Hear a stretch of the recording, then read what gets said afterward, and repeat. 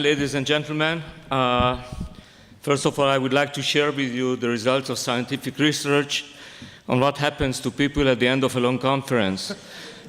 Basically, research shows that 60% of the people dream erotic dreams, 20% dream non-erotic dreams, and the others are willing to listen if the speaker is in particularly good form. So you have to judge for yourself between eroticism and the good form of the speaker. Secondly, I would like to say that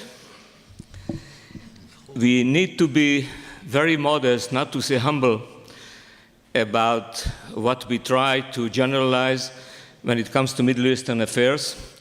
We, collectively speaking, analysts, scholars, pundits, intelligence agents, and such, have been wrong much more often than we've been right on every major issue, event, and process in the Middle East. I'll never forget the meeting with the late President Sadat, who came to visit here in Haifa, I think it was 1980, and talking to people, munching on his pipe, he said, in 1973, I told you I was going to attack you and you would not believe me. Now I am telling you I have come to make peace and you would not believe me. What else do I have to do to make you believe me? And in fact, we did not believe him, and to our chagrin. I think that we have also been surprised very unpleasantly with the Yom Kippur War, the fall of the Shah, the Begin Peace Initiative with Sadat, outside the Middle East, the USSR coming down, perhaps the most important event of the past half-century. We missed the Arab Spring, we missed everything else. And so I don't really believe in our predictions very much, and I tend to put more faith in the predictions of people who put their faith in their own money, namely the people who set the odds for gambling, more particularly in London, where this industry is highly developed. And these are the people who tell us that you get 5 to 2 odds that the UK will remain in Europe, so we'll see Friday morning. They also tell me, like the various Israeli ministers of defense and such, that next year in this conference, we will still analyze why Assad is in power. He won't be gone. And Bob, I'm sorry, they tell me that Putin will be around also in a couple of years from now. And you may not like it. I don't particularly like him, but I think he'll be around. So I'm not particularly happy about the record of predictions, and so I'm trying to shy away from more. General Amidror spoke about the various predictions about the imminent downfall of Saudi Arabia in the 1970s. I remember predictions about the imminent downfall of the Jordanian Hashemite regime in the 1950s. And they are still around. They seem to be, I wouldn't say in great shape, but they are surviving, thank you. And they look not much worse than before. Now, having said all this, I wonder what I can say. I have been listening very carefully for 2 days, taking notes all over my computer, and I have an awful lot to say, and you don't have an awful lot of patience. So I come back to one of my favorite authors, the 18th century English conservative political theorist Edmund Burke, who used to say, no one could make a greater mistake than he who did nothing because he could do only a little. So I'll do a little, and hopefully I'll try to get as much into it as possible. First, theory. We're talking a lot about Saudi Arabia and the GCC, which was the center of our deliberations. In political theory of international relations, we used to speak about these countries as the prize in the struggle for mastery in the Middle East. They were not really participants, they were objects. They were the apples on the tree to be picked off by somebody who was strong enough to push everybody else aside and out of the garden. And now what we see is a major effort by Saudi Arabia, particularly, to change this rite of history. They're trying to use technical terms of international relations literature. They're trying to become at least a secondary power and not a tertiary power, a participant in the struggle for mastery rather than as a prize to be reached for. My prediction would be, having said everything about predictions, that they are wrong in assessing their own chances.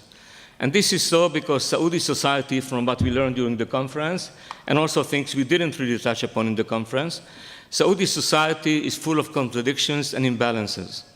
It's a very large territory with a very small population, a population which we don't really know much about. We know that a great many mysteries abound. The numbers are not clear, the composition is not clear, and the struggle within Saudi society is not entirely clear to me. We heard a great deal about the attempt of the Saudis to transform their economy by diversification into sectors expanded other than oil and energy.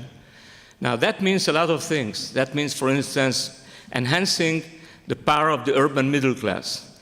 The urban middle class is uncomfortable with the patrimonial tribal structure, which is so predominant and which is the fundamental, I think, underpinning of the Saudi political regime. And I don't know what's happening with these people. What do they think about the future? What do they think about legitimacy? After all, what we heard throughout the conference is that we are at the intersection point of three or four major historical processes in the Middle East. One of them is the questioning of the legitimacy of regimes all over the region and the changing relationship between rulers and ruled. What the rulers are afraid of most in just about every country is their own people. We spoke a lot about the Iranians, we spoke about Israel, Hezbollah, terrorism. What the people are really afraid of in power is that masses of people will go out to the street, will go out to the square, will go out to demonstrate, and they will not be able to get them off the streets. The Tahrir Square syndrome, if you wish. So what you have in the Middle East today is a squareology type of regime, and I think this is what scares the people most. That's one. Second, you have a reversion in the Middle East to a pre-Westphalian international system in which there is no agreement about the inviolability of sovereign territorial states, and there is no tradition, norm, or value, or habit, or culture of non-intervention in the affairs of others on the basis of religious, ideological, or sectarian foundations. So I think that has to be put in order. Three, we see a change in the regional and global balance of power with what has been called here the retreat of the United States. I want to say something about that in dissent a minute from now. We see a retreat from Egypt because of its domestic problems, from its quest for leadership, and of course the very, very vibrant leadership of Iran in the Shiite axis. As a result, where there's an intersection between these, and we can see that in the Gulf today, there is grave danger. This grave danger, I think, should be assessed more carefully in the light of the following surprising fact. I mean, when I listen in a conference, I try to learn as much as I can, and the ultimate, I think, test for me at the end of the conference is to ask myself, so what? Which is to say, what is it that I would have missed if I had not come to the conference? So I learned a great deal about various matters, and one thing that strikes me is that the least likely regimes are the ones which have survived more successfully. The more modern regimes, which would be perhaps more congruent with the Waldgeist of this age and day, have fallen by the wayside in Egypt, in Syria, in Libya, and so on and so forth, whereas the medieval monarchies, which seem to be outmoded, total anachronisms, are all over the place. This is true for the Saudis and other GCC countries, but also Jordan and Morocco. Why am I making this point? Because you might say about the GCC people with the rentier state model and so on, they are buying off the people. This is not the case in Morocco. This is not the case in Jordan. They don't have enough money to buy the people off. So the answer has to be different. It is a matter of legitimacy, matter of political culture, of tradition, and these have been proven surprisingly resilient, which means that we analysts of the Middle East have missed something. We have assumed that the same kind of ideological trends of modernization and secularism, which we take for granted in the West as the foundations of the modern age, are perceived very differently in the Middle East. Legitimacy is different, political culture is different, patrimonialism is different. Even the terms we are using are not the right one. Let me pick on a couple. We have used a great deal of mileage in terms of sectarianism and religious differences and such. But I think this is somewhat misleading. I mean, the difference between Sunnah and Shia is not sectarian. It's not even religious. Go back to European history. It's like the difference between Protestantism and Catholicism. Pre-Westphalia, 16th century, 17th century, is this sectarian? It's a matter of civilizations, a matter of political communities based partly on ideological religious foundations clash. Because you see, there is a mix here of the term state. We use the term state, again, in the West, more or less in the sense of a national state. You have a state which has clearly defined boundaries, and within these boundaries there is a people, and the people is a society, and the society is based on a nation which has a common language and heritage and consciousness and tradition and all that. This is not the case in the Middle East. We have celebrated, if that is the term just now, 100 years to Sykes-Picot agreements, which divided and partitioned in the Middle East into the several states which we now have, with some exceptions. I'll come to the exceptions in 2 minutes. But most of these states have no basis in history, no basis in demography, no basis in culture or in anything else. Look at the map. The boundaries are there as sharp as the ruler which drew them up in Paris and London. Take a look at the boundary between, say, Saudi Arabia and Jordan.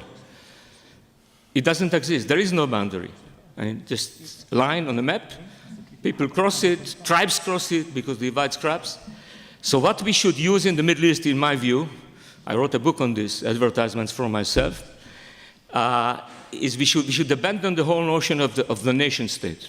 What we're talking about is a territorial state, which is a default condition because the international community doesn't know anything else. It works state by states. These are the members of the international community, the UN, the UA, or whatever. And what you see is countries which are ruled by regimes over an arbitrarily defined territory, but they try to create political communities more or less similar to nations, supporting them on the basis of some shared political culture. Sometimes it works, and most of the time it doesn't. And it never will. Because if you want to redivide the Middle East along these lines, you end up with a chaos and anarchy, which will lead the Middle East into a Balkanization and something akin to World War I. And this is tragic, because some of the peoples which were entitled to a better fate were left out. If you're thinking about the Palestinians, think about the Kurds. Much larger political community, with a much stronger, authentic political tradition, language, and everything else. Also huge numbers, in the mid-30 millions. And they will never have a state, because that would shatter the structure of the state in Syria, in Turkey, in Iran, in some parts of Central Asia, and the world will not allow it. So the Kurds actually now run their own autonomous zone in northern Iraq, called the KRG, which in many ways is a state, but it will not become a state in the sense of nation-state, member of the United Nations flying its own flag. It flies its own flag, but it's not recognized by anybody else. So we will have to think about something else, some other models of coexistence. And that raised an idea in my mind. One of the things which we discussed throughout the conference was the Gulf countries other than Saudi Arabia, and a great deal of reference was made to the UAE. And sometimes we just said Abu Dhabi, and sometimes we said UAE, Emiratis, and so on and so on.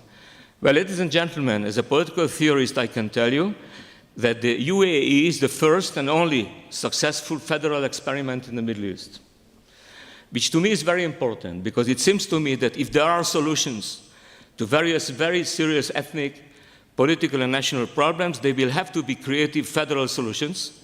If you are going to change boundaries all over, we'll end up with uncontrollable chaos. But if you think about a federal Iraq, a federal Syria, federal Lebanon, which to some extent exists, and perhaps some other creatures involving Israel and the Palestinians, you have to ask yourself, why is it that federal solutions have never worked? For instance, they have failed in the Sudan. Sudan has now been partitioned. It didn't work in Libya, where it was tried. It didn't work between Egypt and Syria, 1958, 1961. But it seems to be working in the United Arab Emirates. I would like to have some analysis of this, and I haven't really, it's not a criticism of the organizers, God forbid, The last person I would like to pick on is Dan, my good friend and colleague. But I think this is something we should go into and study perhaps in more depth. As to come back to Saudi Arabia, I would like to pick up on a theme pursued by General Amidror. What you see, as I said, is a pre-Westphalian division dominating everything else between Sunnis and Shias. The Shias indeed have a hierarchy. There is a leading state, which is Iran.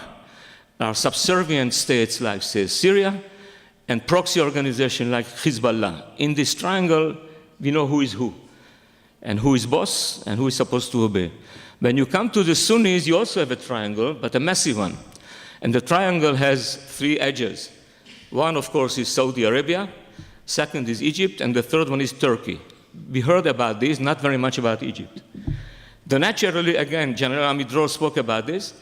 The natural leader is Egypt, which is by far the largest in terms of population, also the most sophisticated, has by far the largest military power, has the greatest reservoir and pool of sophisticated human manpower, and so on and so forth. And I think that the chances for the Saudi initiative to succeed would be to reforge an alliance in which Egypt would be the mass, Egypt would be the force, Egypt would be the diplomatic and political center, and the Saudis would revert back to their traditional role of mediation, arbitration, supplying religious legitimacy, and giving the whole thing a kind of Islamic character which would help popularize and legitimize it around the Arab world. At the moment, the Egyptians are struggling putting their own house in order. The Turks are also having their overwhelming, obsessive political problem with Syria. And they are not free really to pursue anything else, given also the Kurdish problem and other internal problems. And so the Saudis have stepped into the vacuum. But the fact that they have taken the trouble to step into the vacuum doesn't mean that they are capable of actually carrying the burden. I don't think they are. Their military power is not there. By the way, another thing which we should study, and I haven't heard much about this, is the Saudi military. We know a little bit about the numbers. We know that Saudi Arabia has the largest defense budget of any country in the world, over 10% of the GNP, which is unheard of, really. And we also know that the structure is very complicated. For instance, in addition to all the various branches of the military, there is a National Guard, which is as large as the rest of the military, and nobody is quite sure to what extent the two armies really are under joint command, to what extent they actually respond to the same chain. And that's a very interesting question. Obviously, this kind of divide and rule system has to do with the internal stability of the monarchy. To what extent they would be able to take on Iran or someone else, I really don't know. So I think that Saudi Arabia has correctly diagnosed the situation, that there is a vacuum, and they also diagnosed correctly the situation there is nobody else right now to take charge, and they have tried to take charge, and I think that they have overshot the mark. And now they are trying to retrench a little bit. And what they are trying to do is resuscitate the Egyptian idea of leadership by helping rebuild the Egyptian economy and giving the Egyptian regime as much legitimacy and support as possible, because without that there is no future for stemming the tide of Iran. I also think that if something doesn't change drastically in the Gulf in the next 5 years, next half decade or so, what you will see in the Gulf is a process of Finlandization. I think the countries will see Iran, as Finland used to see the Soviet Union in the bad old days, as an overwhelming power they cannot get rid of, to which they submit to some extent simply to survive. They will not follow it ideologically. They will maintain their ideological independence, coherence, and autonomy, but they will no longer be able to challenge Iran in the Gulf. That gives us another, perhaps, insight into the international situation. We heard lectures about India. We heard a lecture about China. We heard about the United States. We haven't heard about Russia, which is a very major actor in this game. But in general, let me share with you the following thoughts. Some of my friends, fellow pundits of international affairs, speak in broad terms about centuries changing hegemony. They say that basically, say, from the mid-19th century to the mid-20th, this was in the Middle East, the European century, then came the American century, And now we are coming to an Asian century in which such countries as China and India and so on will fill the vacuum left by the perceived retreat of the United States. I would like to challenge this. I think that basically there is absolutely no substitute for the role of the United States here. Anybody who reads Bob Lieber's book will have to buy this thesis. First of all, he'll have to buy the book. Then he'll have to buy the thesis. And I also think that there is some sort of cyclical nature in American politics, that periods of overexertion, aggressiveness, involvement, engagement, ambitiousness abroad then are followed by retrenchment, retreat, some kind of trend of isolationism. And I think that then at the moment, if you listen to the eloquent and scathing criticism of Bob Lieber, his indictment of what the Obama administration did in foreign policy, I find it impossible that the next administration, whoever will be in charge of it, will continue this line. There will be a more assertive American involvement and engagement around the world, more assertive and involved engagement in the Middle East, and I think that the void to some extent will be filled no matter who is president. By the way, the betting agencies put their money on Hillary Clinton, and so do I. And I think that Mrs. Clinton, Senator Clinton, next president of the United States, will run the ship very differently. Not only because of personal differences or because of ideological differences, but because of the cyclical nature of American history. Finally, a comment or two on what you really want to hear about Israel. I think that the analysis by General Amidror is very accurate. And actually, our Prime Minister Netanyahu is trying now to follow this line, saying that we had it upside down. Instead of saying we must resolve the Palestinian conflict in order to be on good terms with the so-called moderate Arab states, let's go the opposite way. Let's make a deal with the moderate Arab states so they will push the Palestinians to the negotiating table under conditions more or less favorable to Israel. I think that the truth will be somewhere in between, which is to say, I don't think the Saudis and the others, all of these people I talk to, not very high-level people, but I meet them around the world, tell me that they couldn't care less about the Palestinians. Actually, many of them, like the Kuwaitis, have a very long score to settle with the Palestinians. But they fear that making any kind of semi-open deal with Israel will bring the people out to the streets, and this is how I started out my assessment. What they really fear most, more than Iran, is their own people.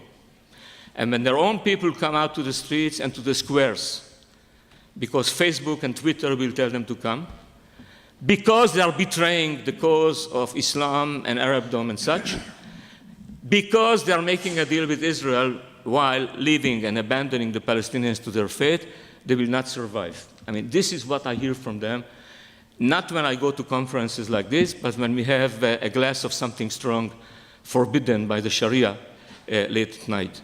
They tell me this is what we fear, and I think they're right. I think that the problem, again, many people in Israel misread this, is not that we are dealing with corrupt and malicious leaders who manipulate the Palestinian-Israeli issue for their own good, but actually quite the opposite. They would like to make a deal with Israel. They know that they have a lot in common with Israel, but the levels of hostility, animosity, distrust, hatred, disdain towards Israel in the relevant publics are so profound that these rulers are afraid that their own people will rebel against them and overthrow them if they make the kind of deal with Israel, which will be perceived as abandoning the Palestinians in order to promote the interest of the rulers themselves. Okay, finally, I would like to say that the Saudi initiative to take leadership, I'm not talking the API of 202, Saudi initiative will depend to an overwhelming extent on one other factor, which we heard about a great deal this morning, and this, of course, is the economic factor. If indeed the assessment is, and this is what we heard from The Economist, also Professor Litvak tells me it's true, that the financial reserves will run out in 5 years if something doesn't change. Am I right? Okay? It's mathematic. Mathematic, okay. It's about economy. It's about Okay, so if you calculate it exactly, this is the result, okay? That's a game. Ladies and gentlemen, that's a game changer. That's a game changer. If the Saudis run out of money, what are going to use for leadership? And how are they going to finance the huge defense establishment? And how are they going to buy off their own people by putting them into the public sector jobs we heard about so much this morning? So far the Saudis have assumed that things will work out. And when it came to the question whether or not to raise oil prices, they stood, along with the West, against raising the prices. But I think this might change. If they are running out of money, they will have to do one of two things. Either change their policy on oil prices, or else to change their entire economic structure and transform it to something else, to a very rapid level of modernization, which might undermine the entire social structure. So they are facing some very, very major dilemmas. I think we have learned a great deal about this, and I think we've learned to appreciate not just the complexity of the issues, but even those of us who came here with a good deal of information and knowledge, like myself, I flatter to say, learned to appreciate the depth of the issues. We learned a great many details we didn't know about.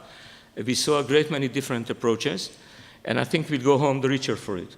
I hope that we'll be able perhaps to produce a book based on the deliberations, and I'll tell you why. I think that the intersection of the three things we dealt with, Saudi Arabia as a key country, the Gulf as an interesting environment. I mean, the Gulf is interesting in its own right, beyond Saudi Arabia, UAE, federalism, and so on. And the regional landscape, which is tied into this, okay? Al-Qaeda and Daesh and Syria and Egypt and everything else, I think produces a fascinating intersection in history, which I think will be very, very well served by a profound book doing all this. Now, if you didn't like what I said, first of all, be ashamed, because I think this was just brilliant. Okay.